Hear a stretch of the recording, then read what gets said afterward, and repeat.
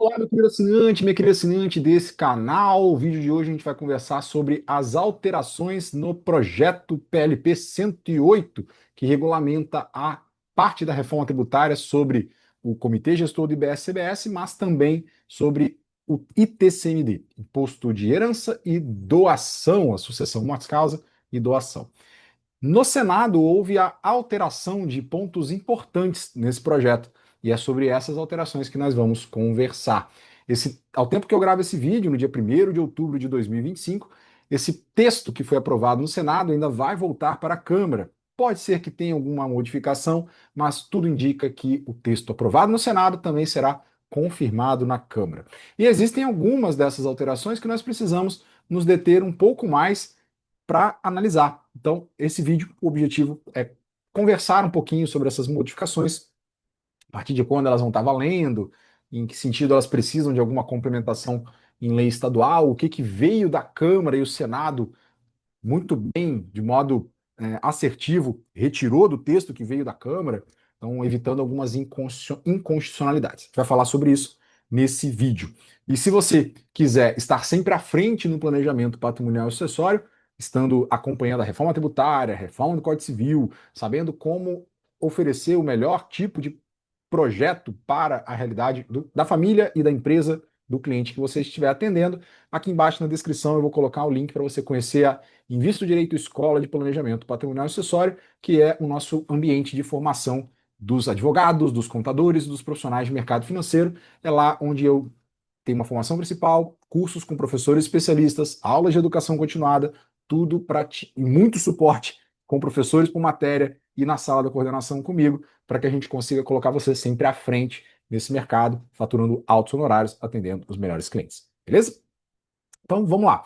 O que que tem no texto do PLP 101? O que que não temos mais no texto do PLP 108, tal qual ele foi aprovado no Senado? Então, o que que saiu do texto? Muito, muito, muito bom ter saído do texto. O texto que veio da Câmara, ele continha no tópico sobre a sujeição ativa, que é para quem você deve, uma por falta de palavra melhor, uma excrescência, uma violação frontal à norma de competência prevista na Constituição Federal para a tributação, para quem tem o direito de tributar, quem tem a competência para tributar, quando estivermos diante de transmissões envolvendo bens móveis, que é a competência em razão do domicílio do doador ou do de cujos. Isso foi, inclusive, modificado pela emenda constitucional 132, no sentido de que não é mais onde se processa o inventário, mas sim o do domicílio do de cujos, o do domicílio do doador.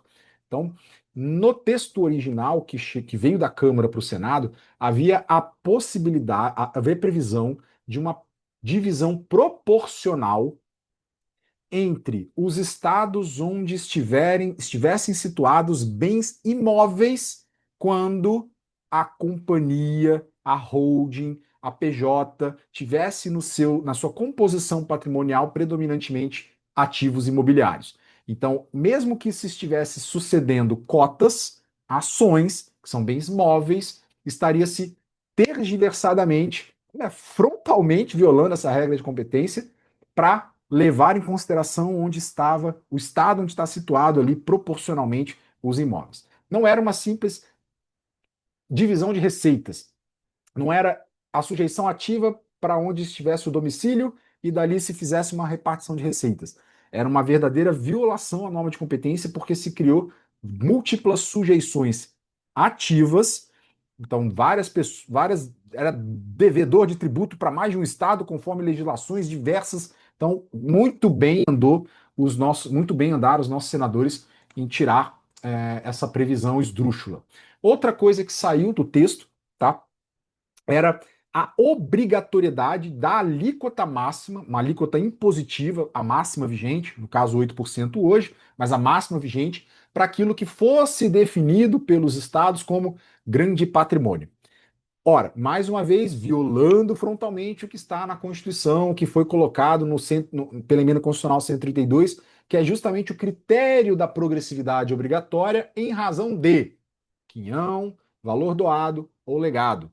não se fala em grande patrimônio, não é o Monte Mor, não é o valor da herança, não. É o legado, o quinhão individual de um herdeiro, é o valor doado. Então, essa tentativa de olhar para o patrimonialista de modo a não respeitar essa proporcionalidade na ponta de quem está recebendo, muito bem visto, muito vemos com bons olhos também essa retirada. Então essa inconstitucionalidade saiu do texto. Então a progressividade ela vai ser definida dentro das faixas de alíquotas de até 8%, ao tempo que a gente grava esse vídeo, estado a estado, conforme a decisão de conveniência, de oportunidade, de atração de projetos, enfim, tem muita coisa que a gente poderia falar para isso, mas o ente tributante é que vai definir se num estado, então, podemos ter uma guerra fiscal do bem em que patrimonialistas olhem para determinados determinados estados e concluam: olha, nesse estado, se eu fizer uma doação até 50 milhões de reais, eu nem chego na alíquota de 8%, mas tem alguns estados que, pô, acima de 1 milhão já é 8%. Então, pode ser que a gente tenha essas divergências do bem, né, que venham a atrair aí uma guerra fiscal por contribuintes, né? Que olha só que maravilha.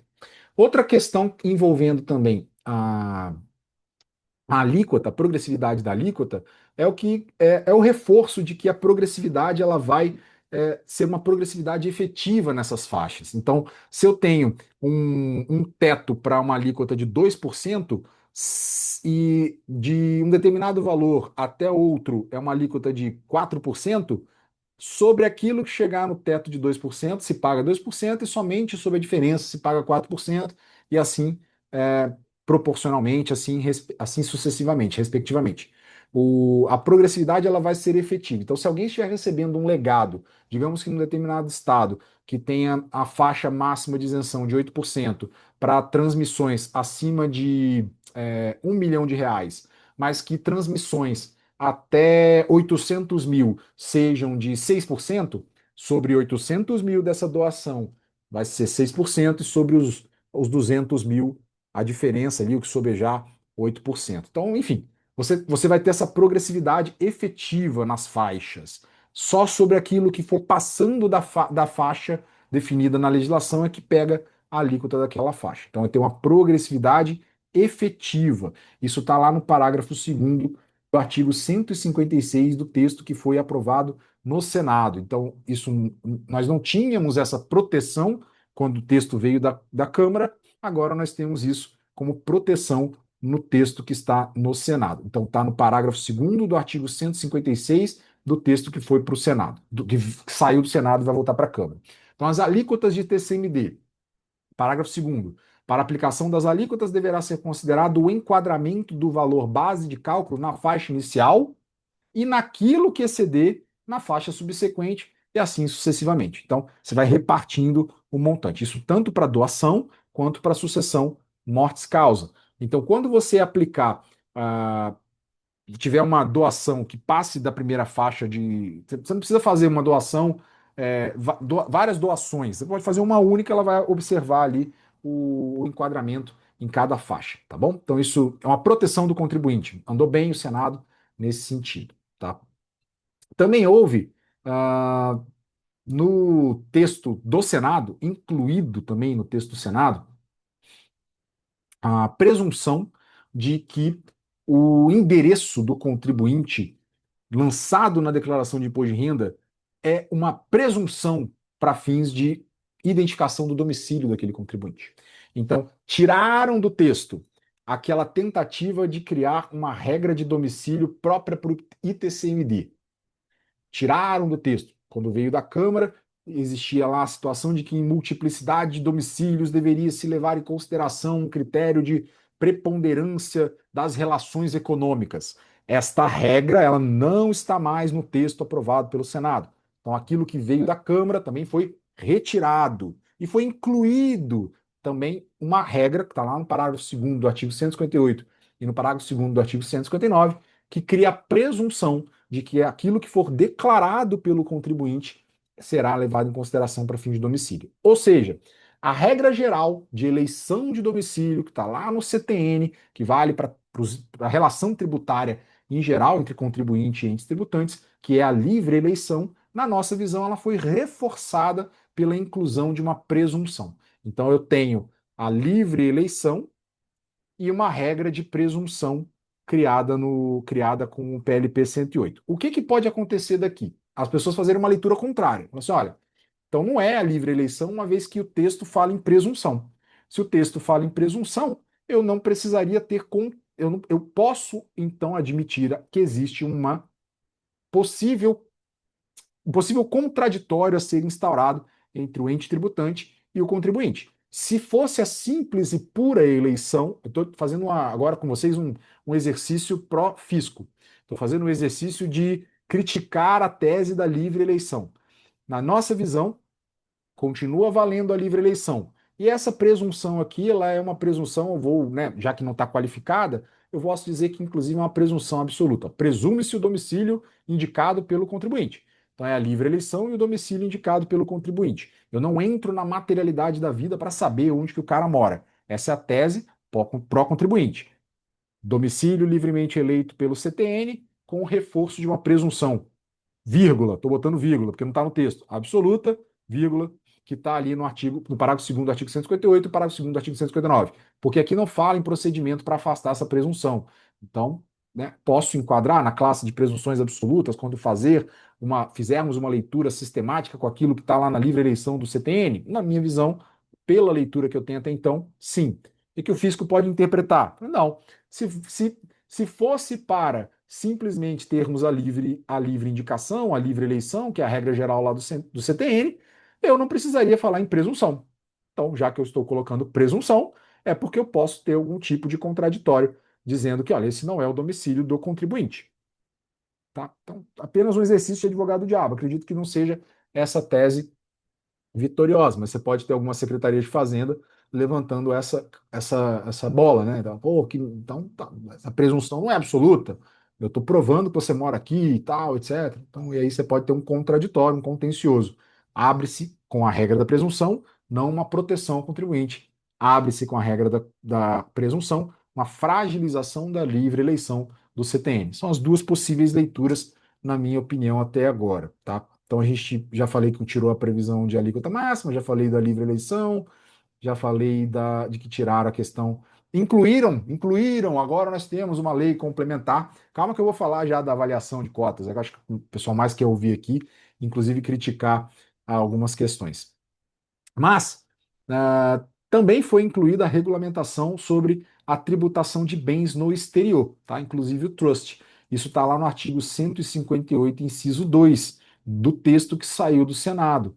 Então, lá no texto que saiu do Senado, a gente tem para ativos situados no Brasil, vai ser o Estado ou Distrito Federal, independente se o de cujos ou o doador vai ser o Estado ou o Distrito Federal da situação do bem. Então, se você tem um imóvel aqui, se você tem um bem aqui, e esse bem está sendo transferido, tá? Então a empresa, por exemplo, uma empresa sediada no Brasil, é as cotas dessa empresa que estão sendo transmitidas, é o imóvel que está sendo transmitido. Então, se o bem é móvel ou imóvel, mas situado no Brasil, eu tenho, independente do decujus ou doador tendo domicílio ou residência no exterior, o Estado ou o Distrito Federal de situação do bem. Quando nós tivermos os bens situados no exterior, então bens no Brasil, móveis ou imóveis, local de situação do bem. A gente tem a discussão, pô, mas como é que eu vou ver isso quando é móvel? É o carro, então é o local onde está registrado. E se forem ações negociadas na bolsa, poxa, será sempre São Paulo, porque as ações são custodiadas envolve B3, está tudo em São Paulo. Então, e aí, como é que faz? É situado no Brasil e a pessoa tem domicílio fora. Então, como é que eu faço a sucessão desses investimentos de investidores com saída fiscal que estão aqui no Brasil? O cara investe como não residente, dá a saída fiscal e compra ações aqui. Então, poxa, os bens estão aqui, na pessoa física. E aí é sempre São Paulo.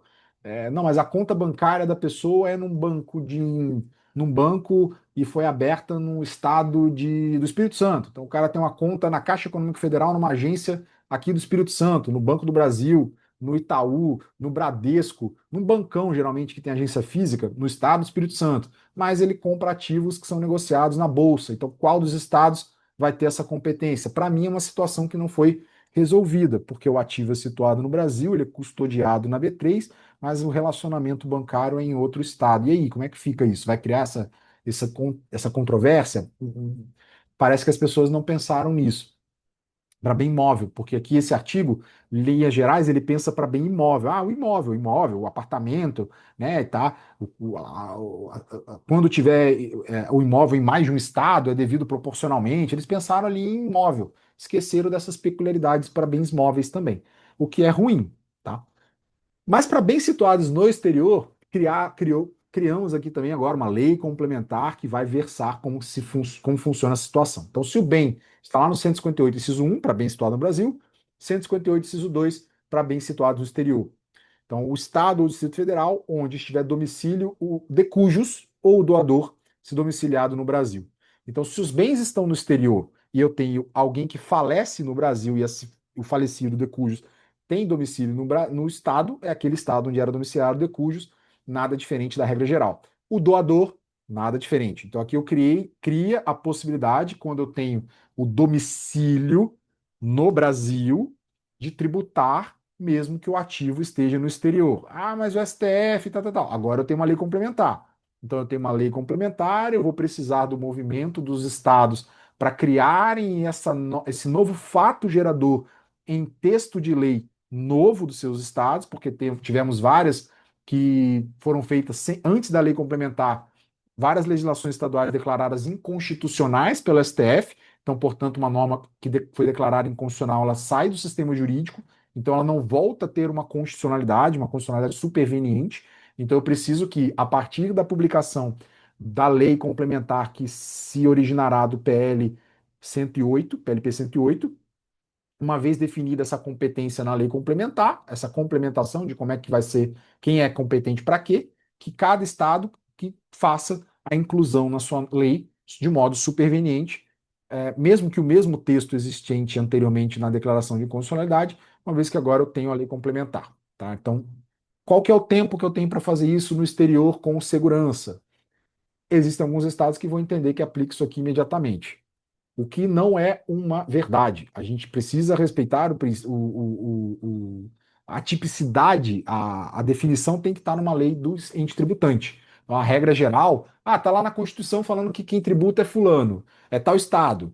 Olha, pô, mas se não tiver na lei do estado falando que bens no exterior eu vou tributar, eu vou pegar a lei complementar e aplicar imediatamente? Não, na nossa na nossa leitura, falta o enunciado no microsistema do ente tributante, pois eles foram extirpados do ordenamento jurídico por declaração de inconstitucionalidade e agora eles precisam, novamente, os estados, na reforma agora para atender progressividade, dentre outros critérios, que a gente vai conversar o último ponto desse bate-papo nosso aqui, que é a avaliação de cotas ou ações, né, das holdings. Nesse movimento, os estados precisam lembrar de incluir também essa previsão que está lá no 158, inciso 1, 158, inciso 2, para que eles possam fazer a cobrança quando os ativos estiverem situados no exterior. Beleza? Então, quando o ativo está situado no exterior e eu tenho um decujus domiciliado aqui, ou um doador domiciliado aqui, o estado onde é o domicílio vai poder cobrar.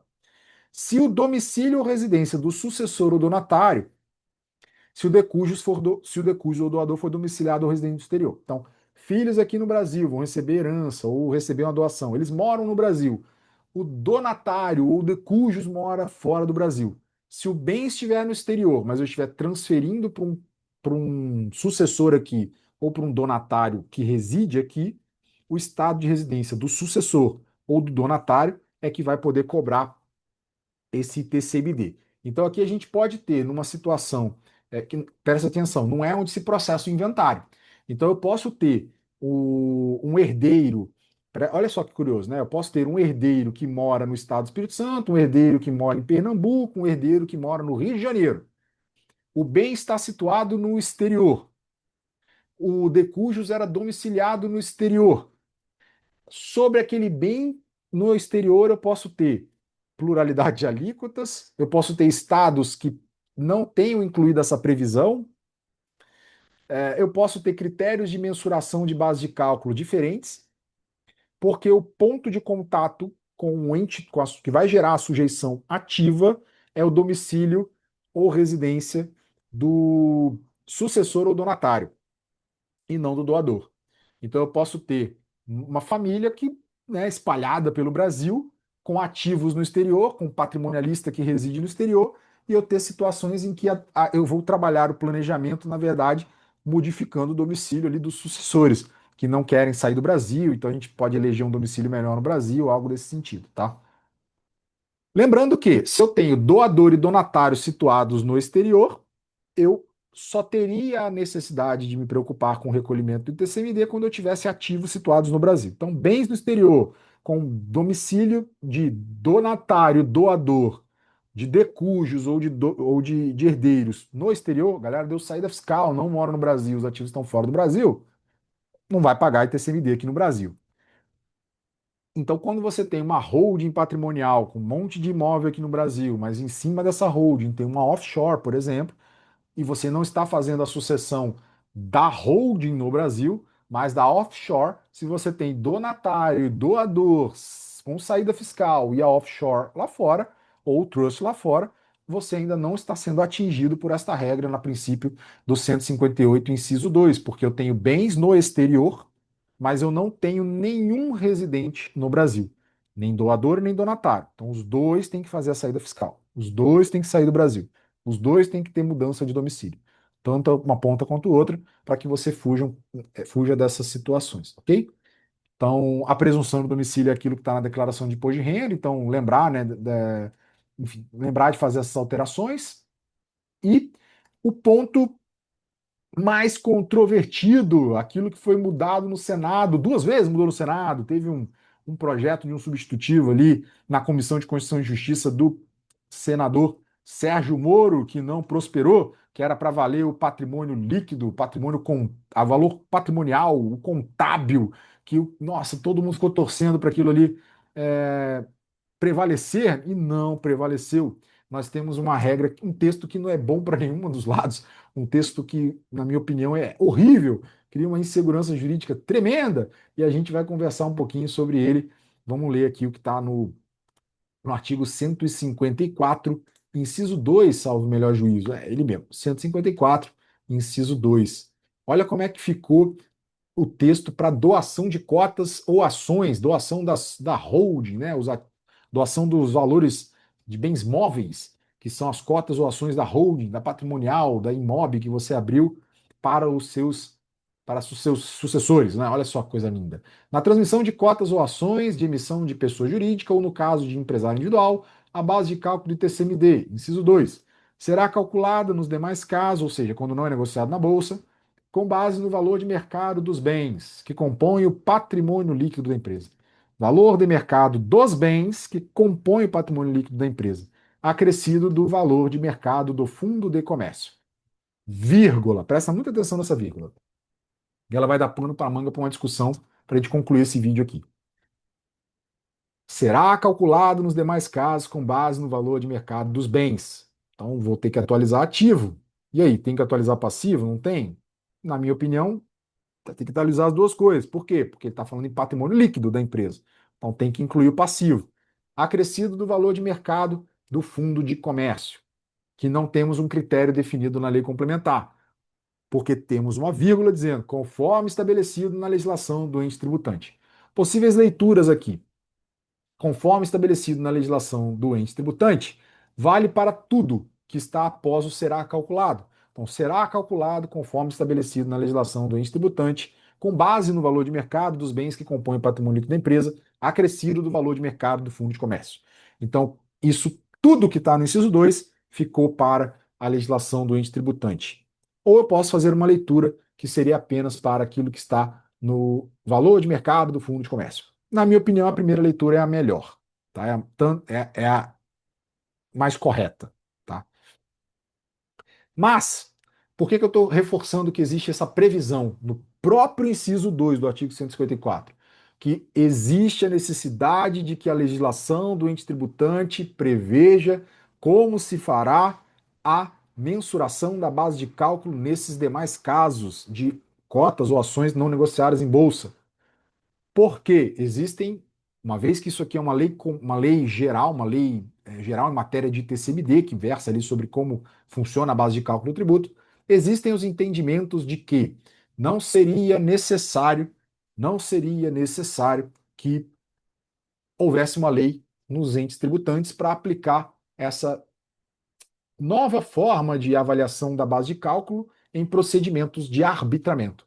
Então, o ente tributante poderia, mesmo que não modificando a sua legislação, no arbitramento, mesmo que na lei local fale patrimônio, mesmo que a lei local fale em valor patrimonial, mesmo que a lei local, jurisprudência local, esteja firmada no sentido de que é o valor contábil, com base única e exclusivamente no 154, inciso 2, esse ente tributante poderia, no procedimento de arbitramento, usar de atualização dos bens que compõem o patrimônio líquido e acrescer o fundo de comércio. Na nossa leitura, isto está errado, por alguns motivos. E eu preciso que você, principalmente se você for advogado, se posicione mais veementemente nas redes sociais ou nos fóruns de discussão para que a gente preserve aquilo que é muito caro para o nosso direito, que a gente não sucumba a argumentos de autoridade de quem quer que seja, tá? Então, professores ou não, prestem muita atenção. Eu tenho uma vírgula aqui expressamente dizendo que tem que ter lei estadual do ente tributante. Então, quando nós estamos em alçada constitucional, a gente fala de normas constitucionais, de eficácia plena, de eficácia contida. Não sei qual que é o nome que dão, né? Eu já falei várias vezes que eu não sei qual que é o nome que dão, eu tenho que parar para dar uma lida nisso para ver se tem, né? Mas fato é que, quando eu digo que depende de regulamentação, eu não posso aplicar. O texto está deixando para regulamentação. Então você tem que regulamentar. Enquanto você não regulamenta. É toda a discussão que a gente teve para a questão da tributação dos ativos no exterior. É a mesma discussão. Tem o mesmo, a mesma construção é, gramatical, sintática, é a mesma discussão. Olha, tem que ter a lei complementar. Aqui está dizendo, tem que ter a lei do ente tributante. Se não tem a lei do ente tributante, eu não posso usar dessa sistemática. E, infelizmente, esse é um primeiro argumento para se dizer que não tem uma aplicabilidade imediata desse texto. Imediata no sentido que querem fazer valer, que é imediata para poder reavaliar patrimônio líquido, reavaliar bens, incluir fundo de comércio, fazer valuation, mesmo que a lei do ente tributante não tenha essa previsão. Na minha leitura, isso é errado. Esse é o primeiro argumento. O segundo argumento para isso ser errado, e eu não vou entrar no mérito de anterioridade nonagesimal ou de anterioridade, porque verdadeiramente esta lei, como está aqui, como um critério de sistematização, como uma lei que obriga os entes tributantes no exercício da sua competência legislativa tributária a algo fazerem, ela tem aplicabilidade imediata. No exercício das suas competências legislativas tributárias, esta lei, o 154, inciso 2, acabou, assim, uma vez publicada a lei complementar, que nascerá do PL 108, este é o efeito imediato, obrigação de adaptação da lei. Então, óbvio, ela tem uma aplicabilidade imediata. Não para ser reconhecido como elemento material de uma norma matriz de incidência, não como ser reconhecido como um elemento de quantificação da obrigação tributária, pelo primeiro argumento que eu dei do conforme estabelecido na legislação do ente tributante, e também pelo segundo argumento que eu vou abrir aqui a Constituição para que você leia o que está no parágrafo 4º do artigo 24 da Constituição Federal, quando a gente fala de competência concorrente. E nós estamos falando de matéria de competência concorrente. Tá? Então, Constituição Federal. Constituição Federal. Lá no artigo 24, pronto. Compete à União, os Estados e o Distrito Federal legislar concorrentemente sobre. E fala as várias matérias, dentre elas o inciso primeiro, que é o direito tributário. Então, eu tenho possibilidade de ter uma norma geral em matéria de direito tributário. A gente tem o CTN, uma lei complementar, e agora eu tenho uma lei complementar do ITCMD, regras gerais de direito tributário. Só que, quando nós lemos o 24, parágrafo segundo e o parágrafo 4º, vamos ler. Parágrafo segundo, a competência da União para legislar sobre normas gerais não exclui a competência suplementar dos Estados. Parágrafo 4º. Parágrafo 4º. A superveniência da lei federal sobre normas gerais suspende a eficácia da lei estadual no que lhe for contrária. Quando há uma lei federal geral superveniente que, prevendo as normas gerais, tiver na lei estadual algo contrário a ela, esta lei federal suspende os efeitos naquilo que for contrária da lei estadual, da lei local. Então, quando eu digo que algo suspende efeitos, eu não posso dizer que algo empresta efeitos. Que esses enunciados poderiam ser utilizados para quantificação, exercício num eventual arbitramento de elementos objetivos para competência, para o exercício dessa competência legislativa tributária na concretização, nos atos de lançamento, nos arbitramentos. Eu não posso, porque a lei geral, ela suspende efeito, ela não empresta efeito, ela não substitui no sentido de ela não substitui, ela retira o efeito, não substitui. Então eu preciso, pelo primeiro argumento, pelo que está no próprio artigo 154, inciso 2, na último pedacinho lá, na parte final, de uma lei local, que fala conforme estabelecido na legislação do ente tributante. O problema do 154, inciso 2, é que ele fala o termo legislação. Né? Quer ver aqui, ó? Conforme estabelecido na legislação. Então pode ter algumas pessoas que entendam que pode ser um ato infralegal. Porque legislação aí pode ser uma portaria, pode ser enfim, na nossa visão é lei. Na nossa visão é lei, em sentido estrito, do ente tributante, do Estado, do Distrito Federal. Mas pode ser que, como o termo é legislação, alguns entendam que pode ser uma portaria, pode ser um parecer normativo, pode ser algo infralegal, uma circular, um decreto, não sei, mas aqui fala legislação. Minha leitura, lei estrito sensu, porque eu estou falando do elemento base de cálculo, materialidade ali da obrigação tributária, necessário que esteja previsto em lei. Legalidade em sentido estrito, apesar do inciso 2 do 154 falar em legislação, tá bom? Mas a Constituição fala que suspende os efeitos, não confere efeitos, não dá os efeitos. Ah, professor Luiz, mas eu ouvi falar que o STJ, tá? O STJ, no tema.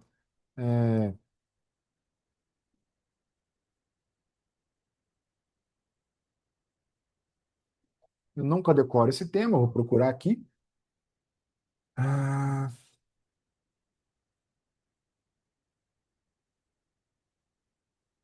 1371. Deixa eu só confirmar se é isso aqui.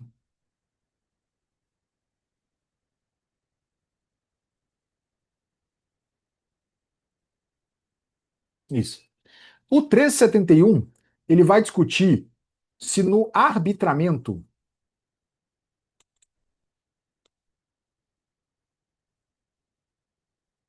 se ele vai discutir se o 148 do CTN confere por si só, essa lei geral confere por si só a prerrogativa do ente tributante realizar o arbitramento e fazer o procedimento de arbitramento, independente da regulamentação do procedimento, da desse ato administrativo, desse movimento da arrecadação do ente arrecadador contra o patrimônio do contribuinte, sem que ele tenha sido regulamentado em legislação do ente tributante. Então, o CTN são duas coisas diferentes. São duas regulamentações diferentes. Uma, como funciona o processo, o procedimento, a permissão de se mover, a permissão de desconsiderar o valor declarado que merece fé pelo contribuinte. Está lá no CTN, fala que vai nos negócios jurídicos que envolvem preço ou que tenha valor declarado pelo contribuinte, a administração tributária ela pode, quando não merece fé, desconsiderar. Ela pode realizar o arbitramento. Isso está no 148 do CTN. Poder realizar o arbitramento, presta atenção, poder realizar o arbitramento, que é a administração, atividade plenamente vinculada, poder realizar o arbitramento e fazer um arbitramento arbitrário são coisas completamente diferentes. Então, o que que o CTN tem de previsão hoje? Quando não merecer fé. Vamos abrir lá para ler o texto, né? Vamos partir do texto aqui do CTN.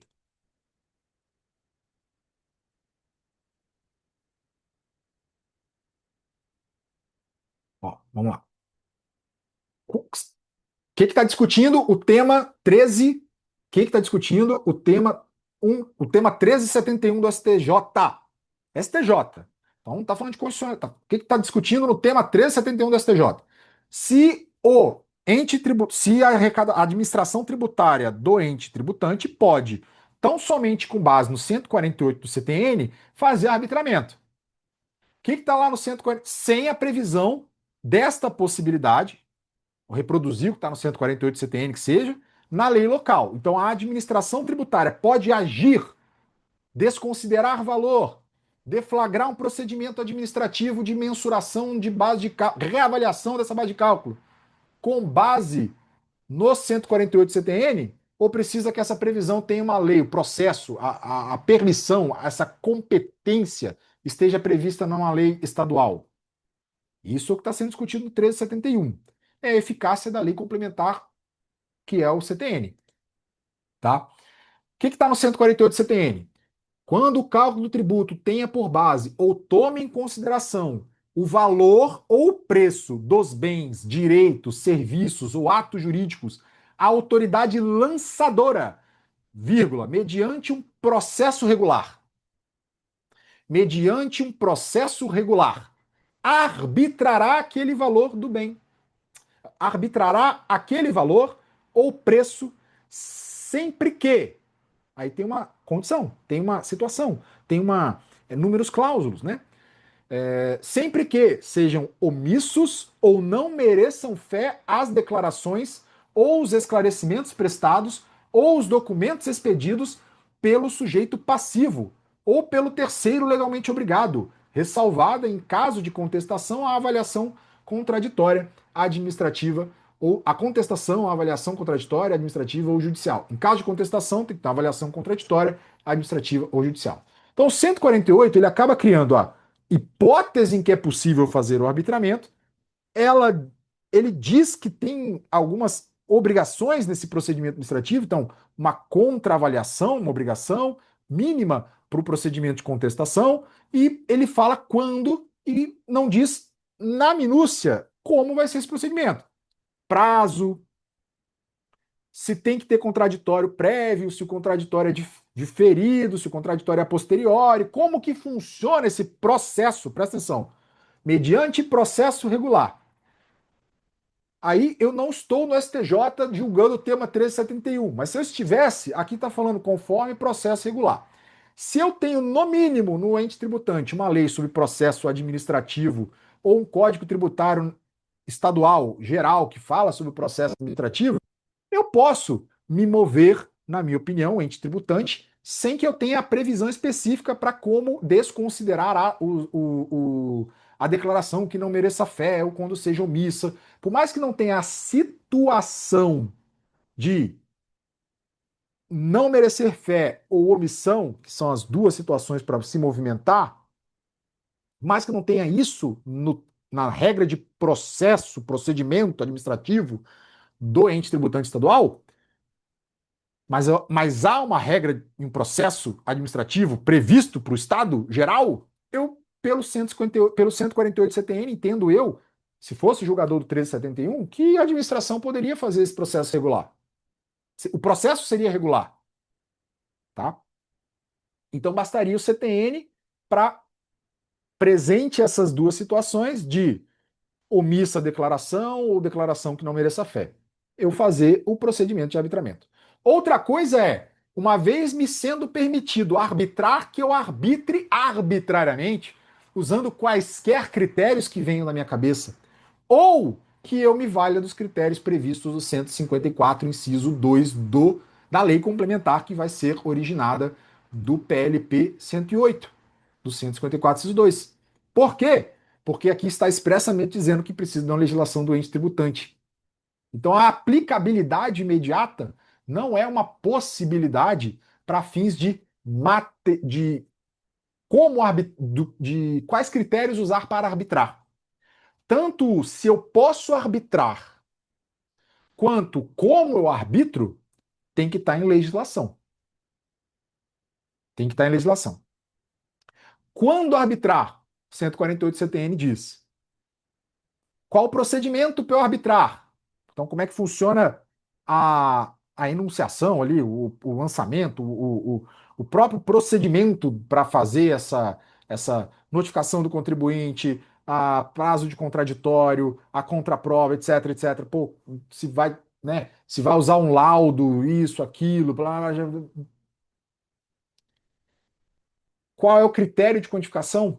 É uma outra guerra, é um outro problema. E a gente tem algo que é uma doença do tempo moderno, é uma doença dos meus amados, queridos colegas hermeneutas aqui, meus colegas advogados, que é misturar, é uma confusão, as pessoas não conseguem ter um raciocínio analítico de ver que, olha, na mesma realidade que está na sua frente, existem coisas diferentes acontecendo também no mundo fenomênico e no mundo jurídico.